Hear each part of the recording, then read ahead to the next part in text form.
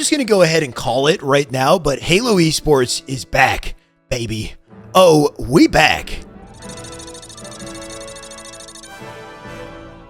But actually, though, not even kidding. Halo Esports competitive settings have finally been announced, and they do not disappoint. Just a quick rundown. We've got BR starts, radar disabled, nade hitmarkers disabled, friendly fire on. We've got Slayer, CTF, Strongholds, and Oddball, and we have a full pro team gameplay of Strongholds on recharge, featuring equipment and new weapons on display. Basically, there is a ton to unpack here, and today we're going to break it all down. Just a heads up, this is going to be a very thorough discussion. By the end of this video, you will not only know what all these settings are, you'll also understand why they were selected, as well as the potential they'll create for Halo Esports this holiday. And this will, of course, be coupled with plenty of my own perspectives along the way. And speaking of the way, you should join it. Hit the sub button. We're almost at 30K. Honestly, the hype and the love from you guys recently has been incredible.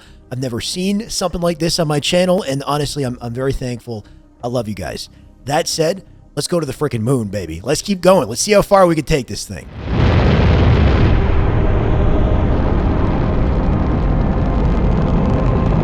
Okay, now bear with me for a second, but just to preface and set up this discussion, I want to start by outlining 3 principles. I'll call them the 3 core tenets of good competitive Halo settings, as much of a mouthful as that is. But basically, if 343 can nail these 3 beats, Halo Esports is going to bang. It's going to be incredible. And I will be referring back to these principles throughout the video. 1, Halo Esports must be as fair and as balanced as possible. Everyone needs to be on a level playing field, and while randomness can never truly be non-existent, it needs to be as minimal as possible. 2, Halo Esports must prioritize skill and skillful expression. And yes, these are obvious, but very important. In the end of the day, only the best, most skillful team should walk away with a W. And 3, they must do this while maintaining creative and diverse application of Halo's unique sandbox. Essentially, the sandbox is what makes Halo Halo. That combination of Halo's different weapons and items, along with the rules of the game, is what creates exciting and unique moments for spectators and keeps the pros on their toes. The challenge here, though, is having too much of, or not enough of, one of these variables can hurt the others and the competitive experience overall. So it's a difficult balancing act, but thankfully, it's one that I think 343 have navigated pretty freaking well, and I'm excited to get into why. So now that we've set that up, let's jump into these updates. First, we got BR starts. The BR is back, and it feels damn good. This is something I feel like the community has been asking for a very long time. So just right off the bat, that's a win, right? We're starting out strong. 248 pounds. Yeah. Battle rifle starts. You'll notice from the gameplay that everyone starts with a BR and 2 grenades. Remember what I said about balance. No unique loadouts or advantages here. Everyone starts on an even playing field to ensure a fair competitive experience. Skillful gameplay is a priority here also, and the BR fits this well. It's a consistent weapon. It's precision-based. You can't spray it. You got to carefully pace each shot and track each burst, and it doesn't have bloom, which I think was the biggest issue with the sidekick. Now, don't get me wrong, I don't dislike the sidekick. I think it's a good sidearm, and it can be very skillful and challenging to use. But the spammy nature of it, I found, got very repetitive, and if I'm being honest, kind of hurt my boomer hands. And then the bloom, while not as bad as Halo Reach, still does add a bit of randomness to the encounter. And Halo's dance, that makes the combat so exciting, was in some cases reduced to a bit of a spam fight because of it. So personally, I think the sidekick would do well as a pickup on the map. Now, I have seen several comments ask, why not make the sidekick a secondary? Why not start with BR and sidekick? And 343 actually have a good answer for that question, so I'll let them do the honors. Scavenging is so important to the game, right? And so we wanted to keep on having them scavenge the battlefield. How we did that was we took away that secondary weapon slot and have it be free, so it's only the battle rifle off of spawn. And so optimizers will want to fill their inventory, fill their pockets in order to be able to be as effective as they possibly can in a match.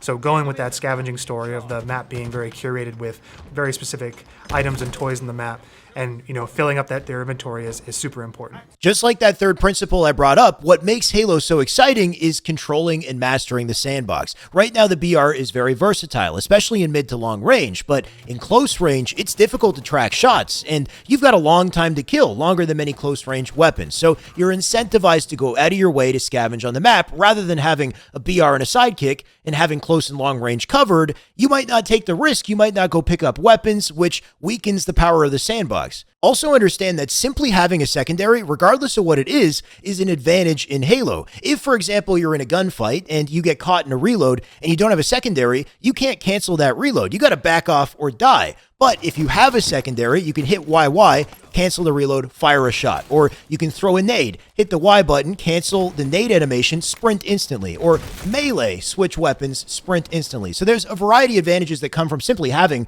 two weapons. And that's why I like this idea. It puts more power, more importance on the sandbox, and it adds more risks to all these rewards. The last thing I'll say about the BR, I think this is the best option they could have gone for with what's available, but I don't think this is the most skillful, most competitive starting weapon we could see. Personally, I'm more of a fan of a reworked DMR or a Magnum that is a 5-shot kill and is hyper, like pinpoint precise with no magnetism and very little aim assist. I think that would be the best display of skill, and I expect pros, especially on controller, to very quickly nail all their shots with this thing. We'll see how it goes. And I do still think it's a great play because this is an iconic weapon. But what I would like to see down the line is a swap to a new DMR or a new Magnum. I think that'd be a sick way to switch things up and to prioritize skill. Let me know what you guys think about that, though, in the comments. Next up, we've got motion sensor off, which I'm sure many are happy to see, and I do think it was the right decision.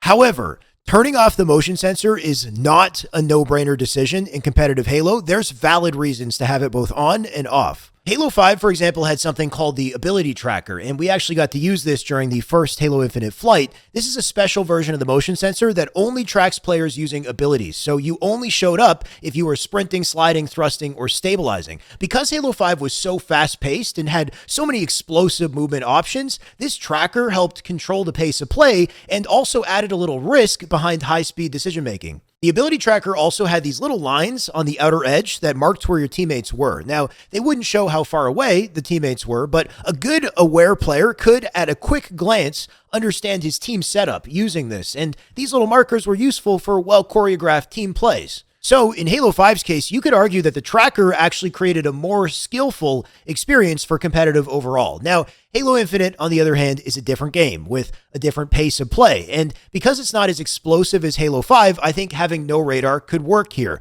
You'll have to have great spawn knowledge and great awareness of things like auditory cues to predict the flow of gameplay. The only potential drawbacks here are this could nerf teamwork a little bit. While you do have your teammates' markers on the sides of the screen, it's not quite as accurate a representation as that full 360 dial, and you have to look around more with your eyes to get that full picture. And this will make equipment more powerful as well. Now you can use equipment to fly into engagements, and the only way your opponent can prepare is with auditory cues. So this could also lead to exciting outplays, and it's an interesting topic. We'll talk about it later. Overall, though, at the moment, I think not having the tracker kind of keeps things simple on screen while still maintaining a very competitive experience. But down the line, depending on how competitive plays out, it might make sense to have some variation of this tracker brought back. Next, we got grenade hit markers disabled, and this one, I want to say, is a unanimously agreed upon W for competitive Halo. You love to see it. 248 pounds, John Nade hit markers removed. Cena. John Cena's new single is entitled "The Time Is Now."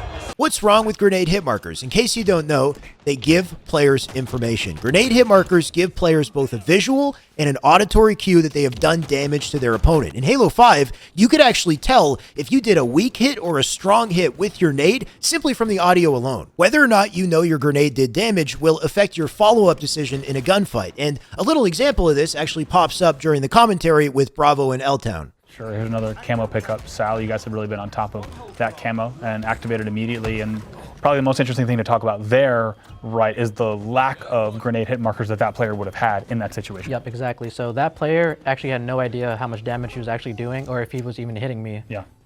He had to go out of his way to make sure that I was weak and get the kill on me. My play right there was to make him waste as much time as possible and to put him in a spot where my teammates could get the cleanup trade on him.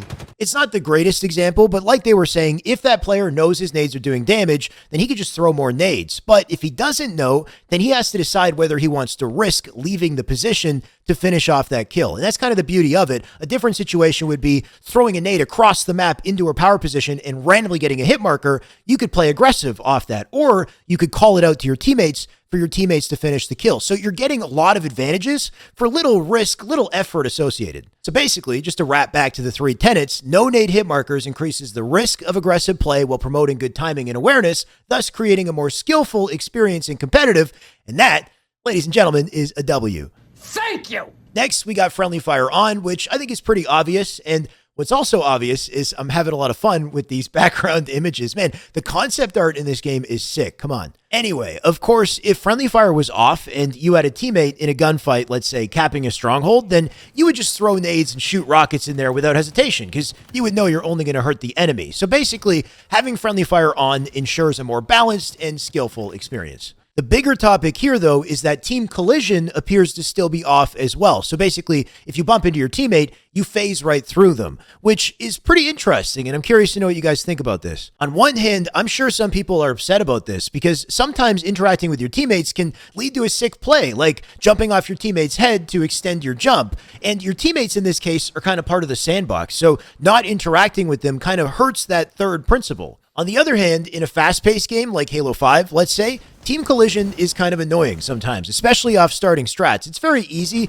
to bump into or have your teammate push you, and that can completely ruin your movement. Although you could argue that navigating around this is also a skill gap. But speaking of skill gaps, in Halo Infinite, the curb slide will likely become a big movement skill gap. And without team collision, you can curb slide more freely without having to worry about your teammates. So in a sense, not having collision actually buffs this skill gap and makes it more important. It's also worth noting that just because team collision is off doesn't mean you can't interact with your teammates at all. Remember, you can still shoot that motion tracker and have it stick to your teammate as he walks around like a beacon, or you could grapple off your teammate. I'm not sure how useful that will be, but those sandbox elements are still at play. So it's interesting. At the very least, I hope that team collision can be turned on for things like custom games or social, etc. But for competitive, I think there's good answers on both sides here. So curious to know what you think. Next up, let's talk game types, and I'll touch on maps a little as well, but there's Slayer, Strongholds, CTF, and Oddball. And first thoughts on this is pretty standard and honestly kind of underwhelming. These are basically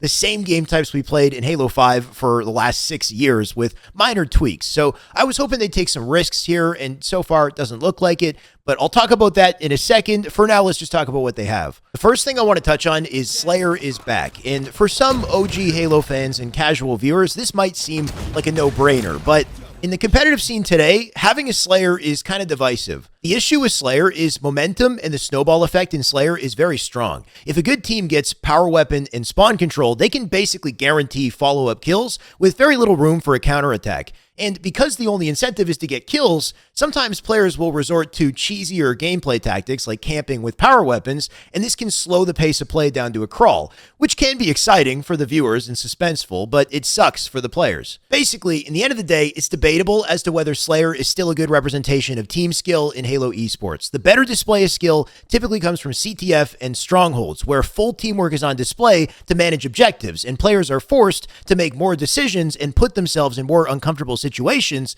where skillful outplays are king. All that said, Halo Infinite is a new game, so I say sure, we'll see how it goes, and it is still a very iconic game type, but I wouldn't be surprised if down the line it gets cut or gradually replaced with something else. Oddball is another one that was kind of divisive in Halo 5. We don't know the true settings for Oddball just yet, and of course you hold a ball and collect time, but we don't know if they'll be exactly the same, and of course a big part of whether or not any of these game types work depend on the maps, and right now we don't have too much to work with. I'm just going to run through some of this. Bazaar, I think, could be a good CTF map, especially with BR starts. You'll be able to more reliably take fights, and I think that'll improve the pace of play. And then Recharge Strongholds, I actually like a lot. That's the one that was showcased, so I'll talk about that in a bit. Behemoth, I'm going to guess, is not competitive. It's massive, and it has vehicles, and spawn control in that map is very oppressive.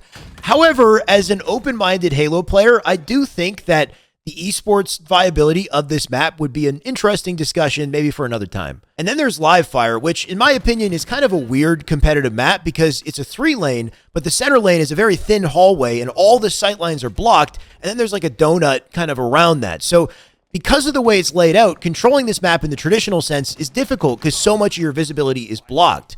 But in a game type like Oddball, maybe this map has potential, I'm thinking, because the outside has plenty of play spots, and then that tower that typically doesn't get a lot of love in other game types because of the lack of visibility, all of a sudden that tower is a huge power position. You're close to a play spot, or you can just drop below and stay alive. Just a couple other notes on potential game types. On Twitter, Snipedown had mentioned he was surprised there was no Extraction game type. Now, Extraction was a Halo 4 game type, and I didn't play a lot of Halo 4, and I didn't do my research on this, but I trust his judgment, and that seems to be a point of interest. The other area to explore, I think, are single elimination round-based game types. A good example of this would be something like Search and Destroy from COD. Now, 343 have attempted a single life game type with Breakout in the start of Halo 5, and that failed pretty quickly, but I do still think there's potential here, and I'm not going to show footage of this because I don't want my video taken down, but there is some leaked info out there suggesting that 343 are already working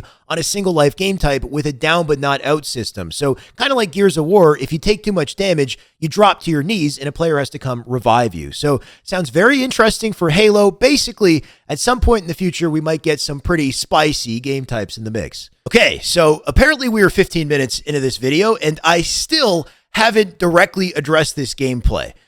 I told you, for the record, I warned you this is going to be a thorough video. That said, I'm not going to break all this down. We don't have that kind of time, but there's a number of things I want to cover. The game type, equipment, a couple weapons, and highlights. So buckle up. If you're still with me, let's power through this. First off, of course, Strongholds, very similar to Halo 5. You need 2 caps to earn points and 3 caps for double points. In Infinite, you need a total of 250 points to win versus Halo 5's 100, and you earn a point every second versus Halo 5's 1 point every 3 seconds. The bigger changes are that captures are much quicker now. I believe 1 player can cap a hill just as quickly as 2, which also frees up your team to rotate earlier and take important positions, and your points will come to a halt the moment the enemy starts capping one of your 2 zones. This is a big difference from Halo 5, where the score would only stop counting if one team had fully captured one of their opponent's 2 zones. And this did lead to some pretty hype moments where the score would hit 99 and a team would just cap in the last second to stop the progress and save the game. But there would also be a lot of anticlimactic moments where if, say, a team had like 97 points and their opponents had no progress towards any hills, then mathematically it was just over. There was no way you could get to a hill and cap in time to save the game. One other aspect that wasn't mentioned in this video, if you have 2 captures and someone steps in one of your hills to stop the timer, if they step out or it gets contested before they finish capping, then you'll start getting points again until they jump back in that hill or win their contest. You can see this with that new overlay. If the progress bar is moving, meaning the enemy team is capping one of your 2 zones, then the points will stop. But if that progress bar stops, then even though that zone is partly capped, points will start counting again in favor of the team that has the 2 zones. So you got to make sure you stay in that hill while you're still capturing to hold the timer.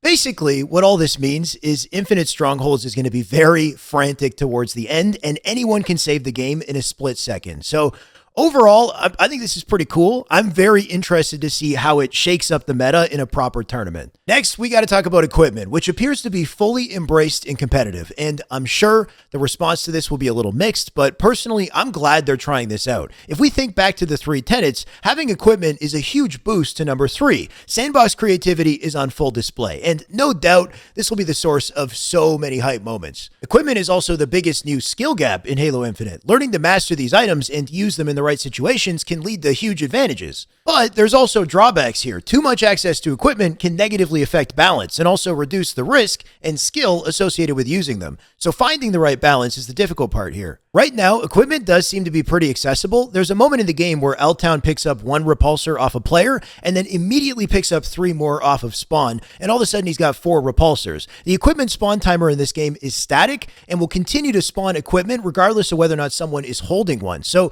technically, in the right conditions, you could have multiple players with grapples and multiple players with repulsors all at one point in the game.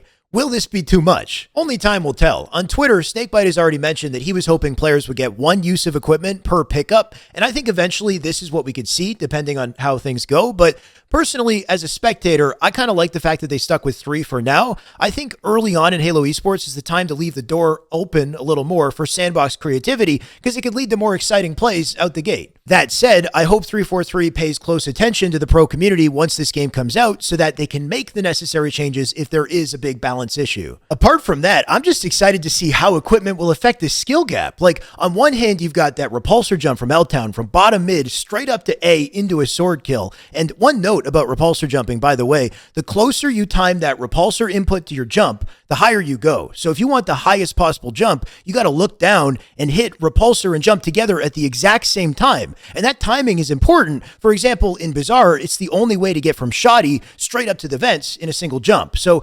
understanding and mastering that, that's the skill gap. And there's plenty of risks here too, like that moment L-Town grapples into A, bumps the roof of the doorway, and then dies. What went wrong here? Did he simply need to ice up and hit the headshot? Or what if he crouch canceled the grapple before hitting the door? Or what if he grappled a different location around the door or steered in a different way for a cleaner slingshot straight through the door? All stuff to consider. This repulsor play on bottom mid was interesting as well. His opponent pushes him backwards and he hits the wall, doing a small amount of damage to his shield, but it didn't throw off his aim or disrupt his ability to shoot at all, whereas his opponent was stuck in a repulsor animation. So basically, if you can't push somebody in a way that either disrupts their aim or outright kills them, you might be hurting yourself more than you're helping yourself. Knowing when and how to use these abilities is so important, especially when they're limited. And like we talked about earlier, there's also no motion tracker, so I expect players to take even more risks with equipment than ever before. Will that be balanced? I got no freaking idea, but I can't wait to find out. At this point, I think we've covered quite a bit, but very briefly, I'll touch on two weapons. The Mangler and the sword made a few appearances in the video. The Mangler, I've talked about previously. I like the design of this weapon. It feels like a high-powered revolver. It's a 2-shot to break the shields and then 1 to the head for the kill, or 2 more body shots. So at most, it will take 4 shots to kill with. The sheer power of this thing will beat the BR in close quarters any day, so you're going to want to pick it up, but it also has projectile bullets and bullet drop, so kind of like the skewer, making it very difficult to use at range, which I think is a good trade-off for the damage. My only worry with this weapon is it's a one-shot beatdown. This could be a problem in competitive. I could see this getting abused, so I'm going to withhold my judgment for now, but this weapon, I guarantee it's going under the microscope the moment the game comes out. And then there's the sword, and I'm pretty happy with what I see so far. The slash on it looks very quick and responsive and kind of reminds me of the Halo 2 sword, although I assume without the glitches. And the lunge range looks pretty decent, but the big thing that I'm thankful for is there's no speed boost while holding it. This was a bit of a problem in Halo 5, and eventually they had to remove the sword from Esports because of how it affected the balance in CTF. In Infinite, with all the equipment, I just don't think a speed boost is necessary. The other big thing I'm curious about is, can you zoom with it? Because in Halo 5, you could zoom in with the sword and almost double your lunge range, which was also a bit of a problem. In the end of the day, I think the sword brings a lot of character and a lot of uniqueness to Halo's sandbox, so I would like to see it viable in esports. So I'm really hoping they get the balance right for this. And for the many other weapons that appear to be on the map, there's the Commando, the Disruptor, Shock Rifle, Plasma Pistol, even the Needler is there as well. I love seeing all this sandbox diversity, especially early on in esports, but of course, once the game comes out, there's so much we got to look at, from the power of the weapon to difficulty of use to spawn location, spawn time, etc. So I'll save that discussion for another time. Looks like I ended up sticking with that one concept art photo for a little longer than intended, so I figured, here's one more to close out the video. This is beautiful, by the way. I love how these like fractured pieces seem to be suspended. I don't know the lore too much in Halo, I'll be very honest, but this just looks very pretty. Anyway, there was a few other things discussed in the reveal, like new post-game stats, a damage taken stat, so just another way to find out how much influence you're having on the game, despite maybe not getting a lot of kills. Thought that was pretty cool, but for today's discussion, I think we've covered more than enough. And honestly, if you've stuck with me this whole discussion, then thank you. I would like to just double down, though, and say that overall, I'm very happy with these esports settings. There is a ton of potential here. If you go back to Halo 5, this is a huge step up. In Halo 5, we had autos and social radar, ground pound, and Spartan charge for 2 years before we finally got settings that the competitive community was happy with. So this time around, what we have feels like an actual collaborative effort between pros and 343. Now, it's not perfect. Between all the weapons and equipment on the map, I guarantee there will be concerns with balance. But what a freaking starting point. If 343 can pay close attention to the competitive community after launch, I think we have a recipe for an incredible era in Halo esports. I'm not even kidding. This could really be a comeback. They just got to stick the landing. The biggest hurdle, in my opinion, right now is maps.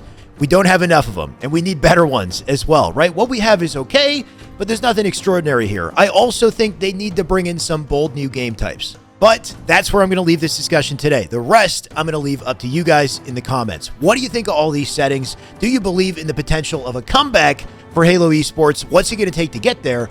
Let me know in the comments below. I'm sure there's plenty we could discuss. As always, guys, if you like this content, you want to see more, hit the sub button, check out related videos. I'll see you in the next one.